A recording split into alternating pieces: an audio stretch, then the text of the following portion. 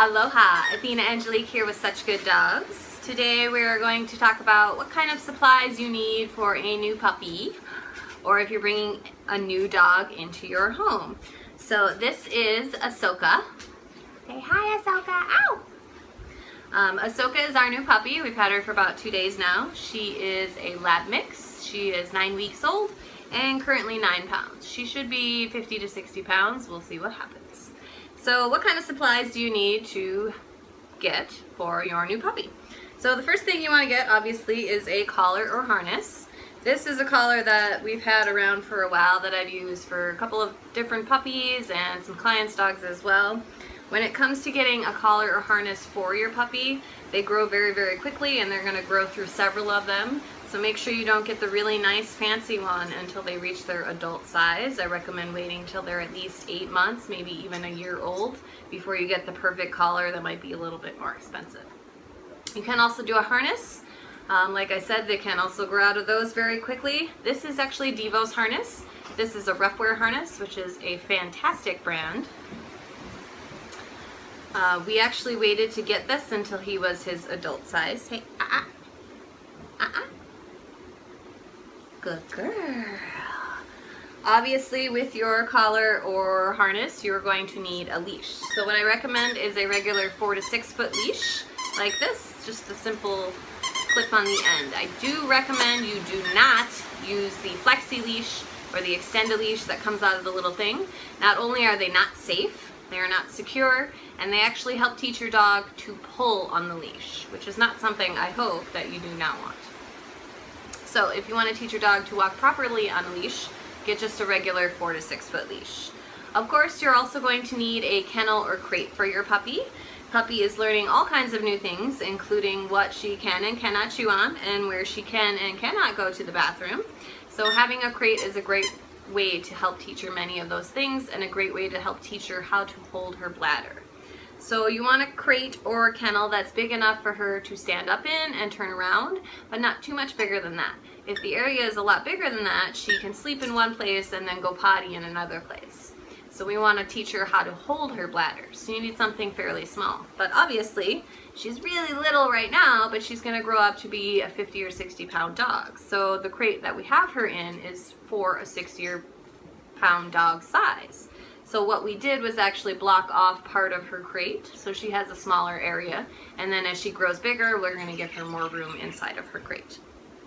Next thing you need is a dog bed.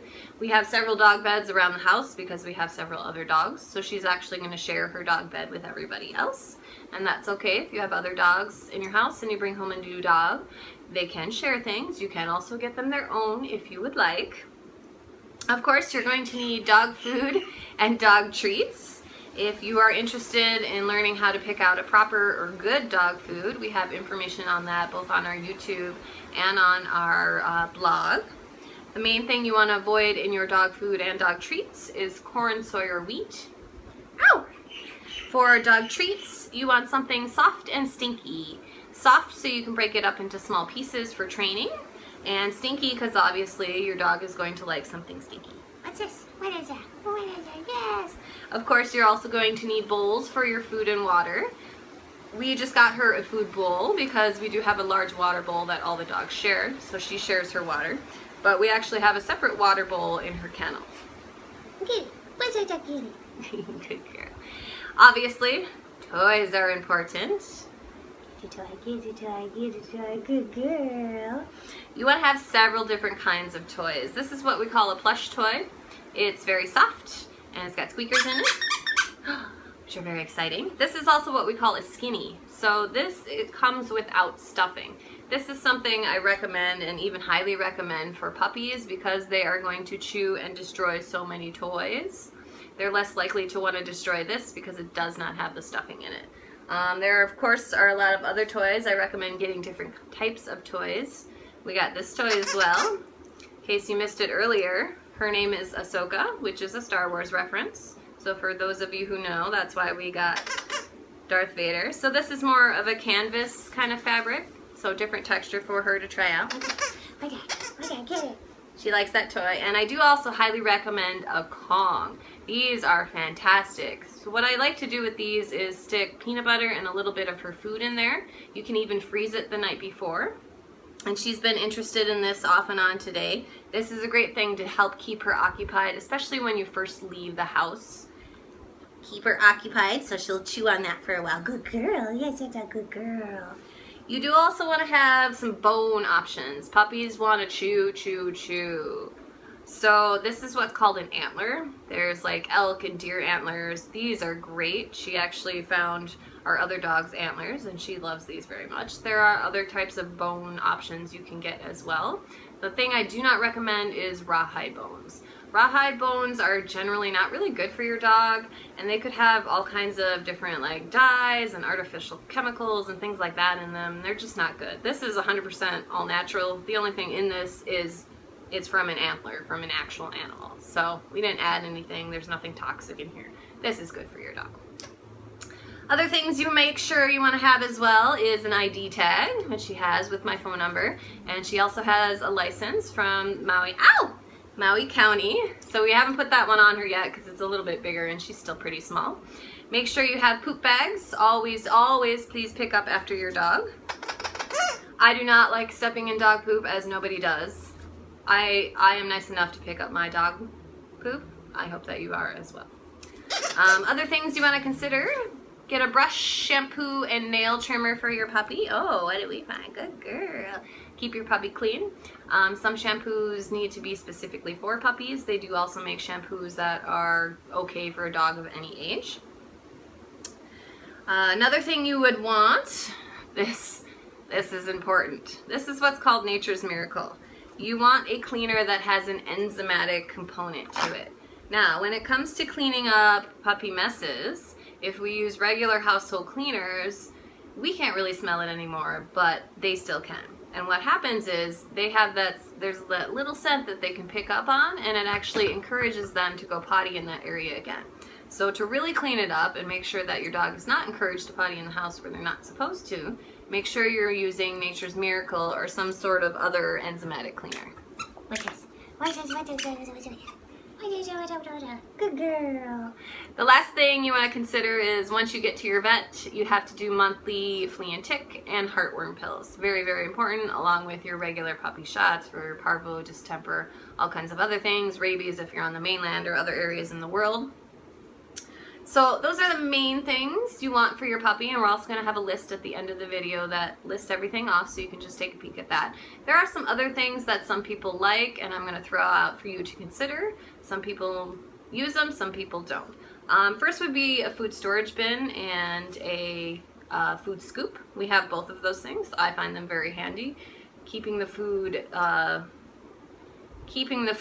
in good condition so it doesn't get icky or bugs don't get in it is always a nice thing. Old towels and blankets, like I said, I use those for her kennel so that they're going to get soiled and washed and washed and washed and washed. So eventually, if we need to throw them away, I'm okay with that. Playpen or exercise pen or doggy gates. These are helpful if you want to block off certain parts of your house, or if you don't have a fenced-in yard and you want to be able to take her outside and let her run a little bit on her own. Other things you want, furniture covers. We actually just use old sheets for our couch, but we do allow the dogs on our couch sometimes. So this helps just keep the couch a little bit nicer and helps me keep it clean. So it's not constantly covered in fur. I can take these off, shake them if I need to, throw them in the wash, everything like that. Bitter apple spray is something you might consider as well. That is a spray that when dogs chew on it, it's supposed to give them that like, ooh, this is horrible, I don't like this taste. So it's supposed to help discourage them from chewing on things. So if your dog or a new puppy has been chewing on an area that you don't want them, like your wood furniture or something like that, sometimes bitter apple spray can help with that. Now let's talk about puppy potty pads, the training pads that puppies are supposed to go potty in. A lot of people use these. I actually do not recommend these. The reason I do not recommend them is I always say puppy should go potty outside. So that's what you should be teaching puppy from moment one is we go potty outside. That's what she has been learning from moment one, we go potty outside. There's a lot of reasons I don't like puppy potty pads.